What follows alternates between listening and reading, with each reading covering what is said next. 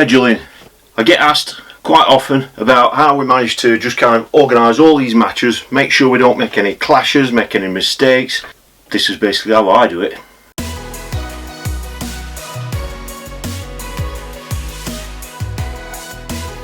The only way I can do it properly is by using one of these, a nice big wall planner. There's one up there for 2017. This is obviously 2018's.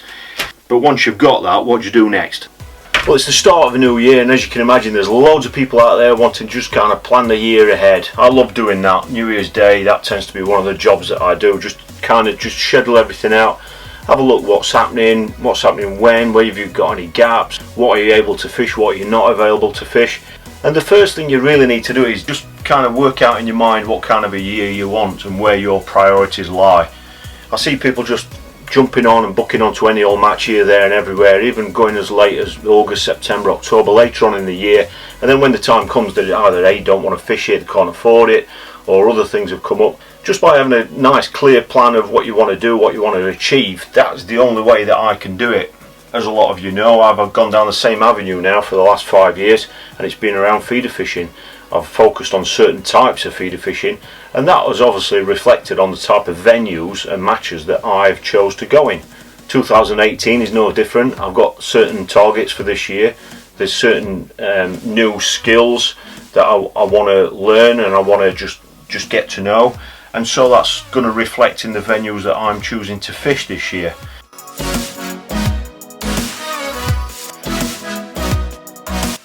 What kind of priorities am I talking about? Well, are you into F1 fishing? Are you a commercial angler? Do you love natural venues? Do you really want to chase some of the big events? There are so many out there to choose from. It's, you know, you're spoiled for choice.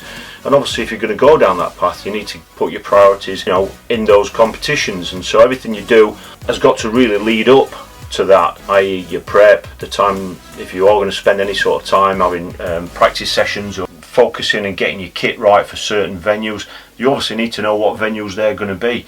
Like I say, obviously for me everything revolves around feeder fishing, but the priorities you might be talking about, any goals you might have, cost is an issue. Cost can be a massive issue on the types of venues that you choose to fish throughout the year. The type of fishing, you know, do you love F1s? There's loads of venues for that. Are you a bream angler? Do you love your rivers? So just having a nice clear picture about what you want to do for the year could just kind of help you plan it and formulate, you know, a route for your year ahead. Well, the next step then is obviously trying to find out what competitions are happening on those venues or on those types of venues, and how you actually, you know, get the dates for them and get booked on them. If you're into your commercial fishing, it's never really been easier than it has on commercials as it is now, because most of the competitions that are run on commercials are actually run by the people who own and operate that commercial.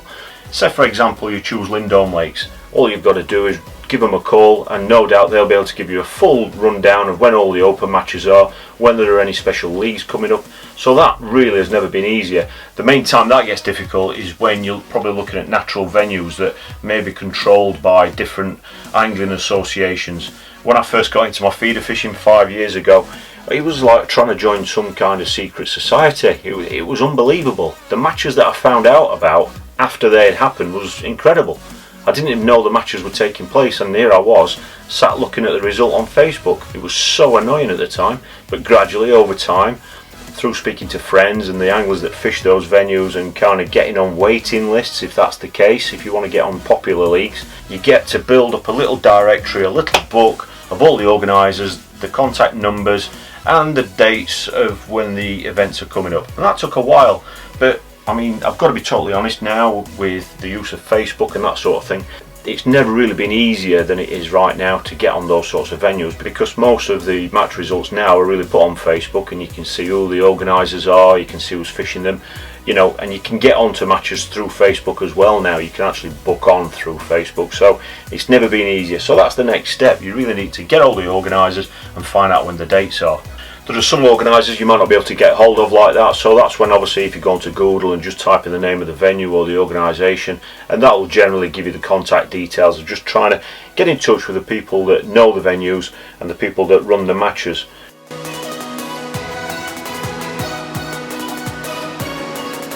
Obviously then, once you've got the dates, it's then a case of sitting down with everything in front of you. What I always used to do, it's a little bit easier than it is now, because obviously I've done it for the last 5 years. But what I tend to do is put all the competitions down.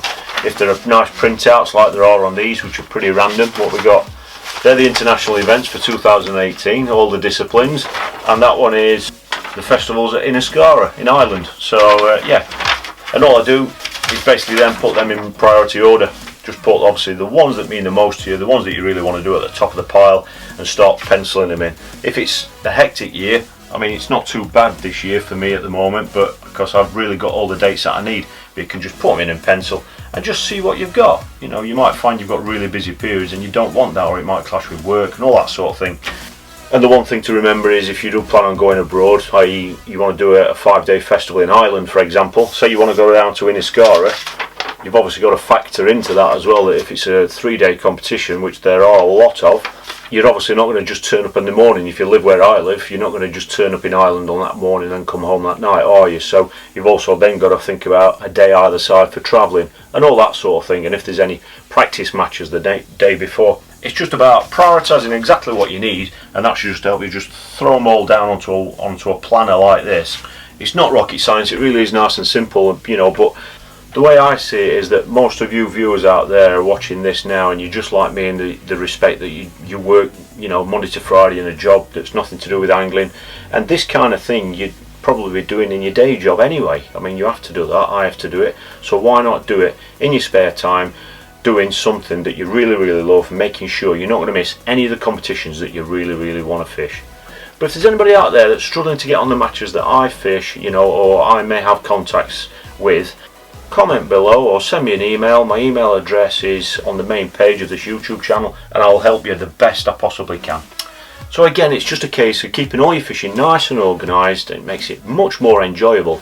And when I've got this chart up, what I do with this is, every time I make an alteration to it, I just take a photograph of it on my phone, so that if I get a phone call while I'm at work, or you know, I get a message, or I see something advertised and I want to fish it, or possibly want to get on it, booked on it as quick as I possibly can, I've got a photograph on my phone. I can quickly check a photograph of that to see if I'm available, and there and then. So I'm actually carrying that with me as well, but obviously you need to take a photograph of it every time you make a change to it, but it's really that simple. Hopefully that's going to help some of you guys out that have been asking the questions just about how we can schedule for this absolute immense number of matches that we've got access to these days. We're spoilt.